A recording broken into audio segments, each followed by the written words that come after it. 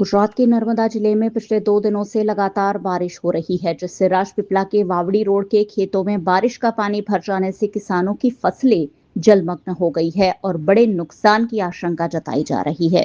किसानों का आरोप है कि श्री राम हेरिटेज सोसाइटी के बिल्डर ने बरसाती पानी निकलने के रास्ते पर छोटी सीमेंट पाइप डाल दी है, जिससे पानी निकल नहीं पा रहा है और पूरा पानी किसानों के खेतों में भर रहा है और किसानों को नुकसान हो रहा है।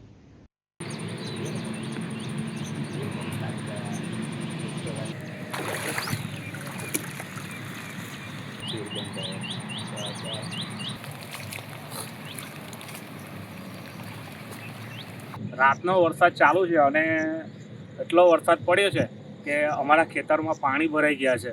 અમે તંત્રને રજૂઆત કરેલી, પહેલાં લેખિત રજૂઆત કરેલી અમે ખેડૂતો દ્વારા કે અહીંયા પાણી ભરાય છે, પાણી ભરાય છે અને આ બિલ્ડર શ્રીરામ હેરિટેજના બિલ્ડર દ્વારા જે વરસાદી પાણીની કાસ છે એની પર નાની સાઇઝની પાઇપ ભૂંગળા નાખીને પાણીનો અવરોધ કરેલ છે. એ બાબતે અમે લેખિત રજૂઆત કરેલી. ત્યાર પછી એ લોકોએ ખાલી કાચની સફાઈ કરી છે.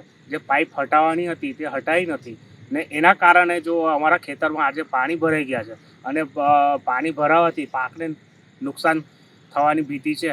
અને આ પાણી જો હજુ વધુ વરસાદ પડશે તો પાણી વધુ ભરાય છે.